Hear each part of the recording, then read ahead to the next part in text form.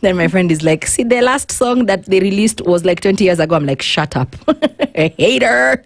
Yolanda, Mulwa, and Marianne Muganda, the Gen Z president. I'm joking. I'm joking. So what are you really supposed to do?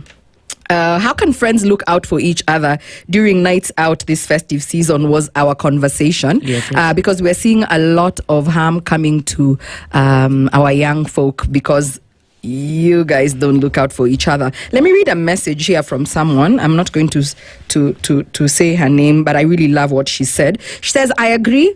It's their lack of situational awareness that annoys me more. For a generation that has all the info at the click of a button, to act this foolish is what I don't get. None of us understands. You have the best education. You're the most exposed generation. And guess what? You're smarter than people give you credit for. I remember how you handled your displeasure with the government on the contentious bills last year. You guys translated them into any mother tongue close to you. The knowledge and understanding of clauses even in our constitution to you, how you even not dumbed them down but made them basic and bite-sized pieces, let me call that, for the general populace, right? Yes. So you are smart, you are techno-savvy, very. You are aware of what is going on. Yes. When you do care about something and you decide you're picking something up as a passion project, even collectively, you do, right? We've seen you cancel people. You've seen you stand up to institutions. We've seen you stand up to countries. Yes. We've seen you have put our government, including the executive, on its knees to listen to the people, right? Yes. So when you care, when you do give a hoot about something, you go for it, right? Yes. So it's not a question of you not being smart, a smart generation. Nini na wasumbua basi? Mnakunywa drugs. We're just hard-headed. And they say because you can. Too much of something is poisonous, yeah? But I think we are carefree, but it's getting out of hand at the moment. It's getting out of hand, and the fact that no one is calling us out on it. Are you call outable? Can you be called out? Do you know yourselves? Yeah. Okay. It's not even this video in the wrong hands. You can decide to give me hell. Only I don't scare. Only I don't. No one is calling. Only I don't scare. No, there's a big percentage of us who are also good, and there's a big percentage of us who are just not. How can I? You call us mumu, fine. Yes, with a big percentage of us who are just dumb mumu. That's the word. But the thing is, while you millennials and Generation X and the boomers get to compile us in when a percentage does something wrong, it's Gen Z, all of them. This particular percentage, it's the rotten potatoes that are the one who are spoiling us. I kind of feel like this is the generation after corporal punishment was banned in schools, right? Yes. Edwin doesn't feel like answering because I think he's a Gen Z too. My producer is like just looking at me like, you guys are the aftermath of corporal punishment being banned in schools, right? Yes. You guys were not beaten because I know my rights, right? Some of us were beaten. Those who studied in Nyanza schools were beaten. We know what beating was. Well, we didn't do the extreme kind of punishments, but yes, we were beaten. But yeah, we were there. Corporal punishment was punished. Right? And then after corporal punishment was banned, mukaanza kuchoma mashule pia. You liked the word banned. You're like, let's ban some things as well. Yeah, with fire. That was disrespectful and very shameful. Like, that was just out of hand. Whoever does it, it's not something needs to be condoned in any way.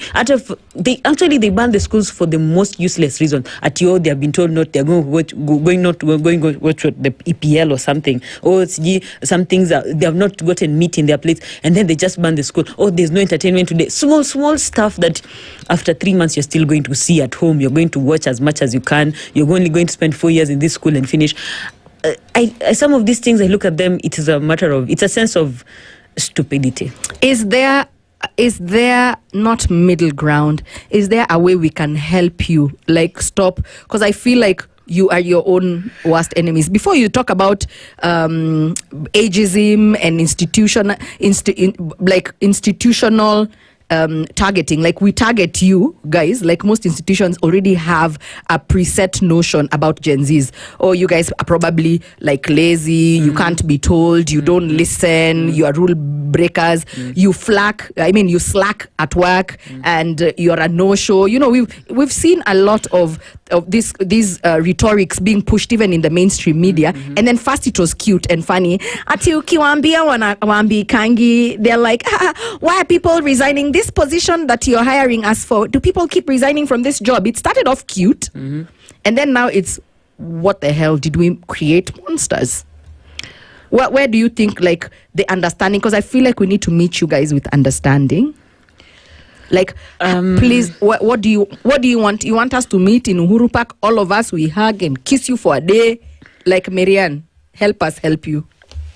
Well, I think, you see, the way it's called soft parenting doesn't work as much.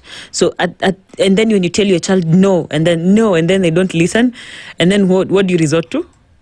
What do you resort to, you as a mom, when you tell your child no? I don't know what you're talking about. I don't soft parent.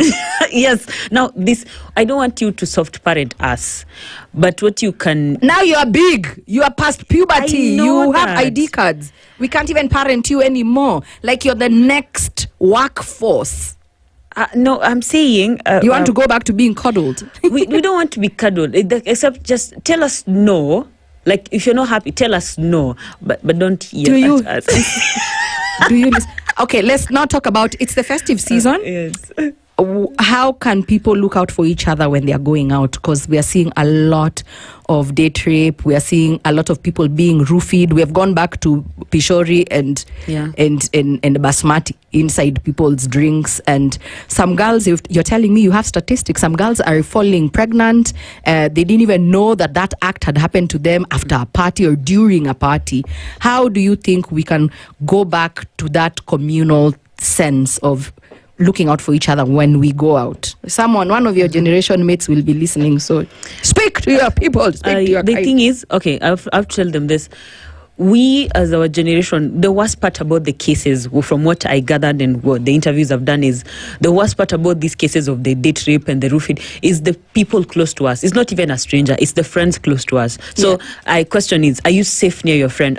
How much do you trust them? Because you go out with them, you go drinking, and then you wake up in the morning, you can't recollect whatever happens. So some of the cases were, they went out with this person, they drank something they've never, especially maybe Coca-Cola or something they've never drank before. The next day they woke up not remembering anything. Months later they're pregnant, and then this particular human being who committed this comes back and admits that she doesn't mean that particular brand of soda. She just means you're just drinking a soda. So you find yourself in a situation where you don't remember anything. And it's not just one case. A couple, even grown women, have come out to say, my child is as a result of rape. A friend did this to me. I know it was a friend. Another person, you go out on a date with someone, you trust them so much, you've already said no a couple of times. This person doesn't even believe your nose just because you showed them your teeth. And then the next day you wake up, something has happened, you tell them, you did this to me. They leave you with a casual sorry.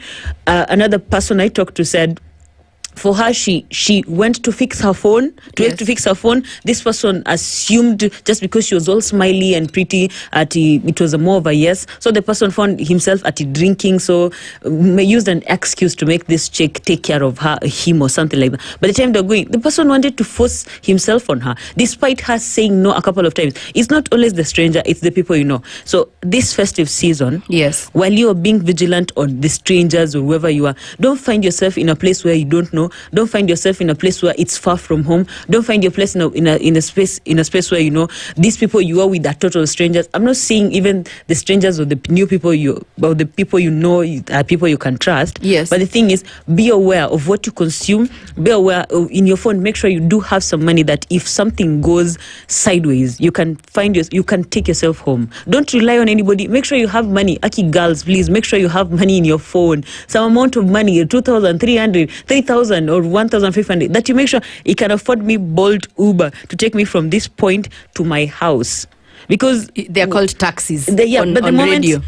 taxis, the moment you find yourself smiley and all happy with these people, and then they see you've drunk too much because it's a festive season and people are into the mood of, I'm seeing the memes already, at least hii festive season ile palishere tanipata nitaenda. Yes, but your safety comes first. You go. True. We're not saying you shouldn't go party, but you just be aware that some of these things are happening, and even the closest of the closest people around you can do it to you. So make sure you can't find yourself in the house. Make sure there's somebody who knows where your location, where you went, somebody close to your cousin, your brother, your sister. And you guys can share live locations. Yes, can you imagine what it was like? Actually, Snapchat people get to trace where trace where somebody is, somebody's location. Actually, Nania's locked their location. Whoever, those who have iPhones. Plus, you guys like telling all of us where you're at without even being asked. We're outside, then you write the name of the outside where you're at. And now that again, why is it not easy for you to actually? But do you guys talk about these things? Like, do your parents tell you? Because I remember my dad used to tell my sister and I, because my sister and I would go on the rave, like a decent rave, and get home at midnight before I decided to show my parents Pepe and elevate it to Pro Max and rock up in the morning because you're the to be beaten. child. Yeah, but my dad would tell us, my sister and I, don't, when you go to the bathroom and you leave your drink on the table, don't come back and drink it. You understand? Don't let someone bring you an opened drink. Do you guys know that? As in, like, you're so smart and then not smart at all at the same time. We trust easy and we trust too much. Yes, that's what I noticed with the people close to me, and even me myself. We trust easy and we trust too much. The thing is, my dad tells me, you Gen Z think that it's chic to do some things, and we have done these things before, but you feel like it's chic, that you don't care. So he gets to tell you, like, don't be stupid, okay? We have done these things as a generation. We know what we have done. We know these things and we know the consequences. So be careful. And also be a good friend. If you're listening and you normally hang out with, like, in a clique, or you have children that age, you can play them this clip, you can go to YouTube, watch the whole conversation. You need to tell your children that when they go out, you cannot leave each other. You understand? Us guys would never let a stranger come and sit with us. We always used to hang out the same group of people. So you look out for each other, because you'll be like, Marianne seems off today, and she only had soda, or she only had juice, or that guy has brought a drink and she's acting strange, right? We're going to call her a taxi, we're going to take her home. Do you guys have that awareness? Like somebody has texted us, situational awareness. That this feels strange. Like, let's not jump from the 11th floor when we are intoxicated and we can't fly. Like, do you have those conversations, like, together? Like, sometimes when you say something out loud, then you realize it's probably stupid. Do you? Well, personally too, I have found myself in a place where I didn't have the situational awareness, and also about my surrounding, which my parent almost killed me up for it. But at the state and the space I am in, which I said again, I am too tired. I am very much exhausted. I don't have time and the energy for some of these things. I have house curfew. I have curfew. As a grown person as I am, I have curfew because I'm still children. I have curfew, 9 p.m. curfew. I have to be. We know what y'all do. We've seen the statistics. None of you is children. No, I'm saying, bad grown men and women. I'm not saying parents should put that on their own daughters and sons, because I don't know how they were raised, and I don't know what the kind of rules they have in their house. My best friend has a curfew of 6 p.m. She's a teacher. She has a curfew. 6 p.m. she has to be home. The father will still call him, like, why were you late today? I was setting exams, but you are late. There's to each their own, but I'm not talking about us over parenting, because when someone is over 18 years old, they're going to have to make some certain decisions for themselves, correct? Yes. When you decide that you want to enter a stranger's car, you're on your own with your faculties. You've made that solid decision, whether you are drunk or not, right? True. You need to start having these conversations, because I understand you really treat the information you get on your TikToks seriously, and very seriously. True. Right? Yes. A video will be saying, yes. I watched the videos, the most stupidest thing I've ever had, but you can see it has millions and millions of views. Yes. May you speak to your kind and remind them, because when we were growing up, I saw Caroline Mutoko the other day talking about it and saying, we saw those videos. Sarah Sash says it all the time. Even she said it on X, on SpiceFM, on the page. We had had Jimmy Gathu do a campaign. These were public service announcements, PSAs paid for by the government and sometimes non-profits, and they were playing on heavy rotation on TV and radio. Unajua jua hali yako, for people to know their HIV status. Yes. Now that we don't have that, I know from 1st of January, government is going to be campaigning for a second term. So you guys seem to fall through the cracks, and some of these issues that befall you. What I learned was when I talked to these people on HIV, the ones released, they said, what's the people assume that HIV is gone.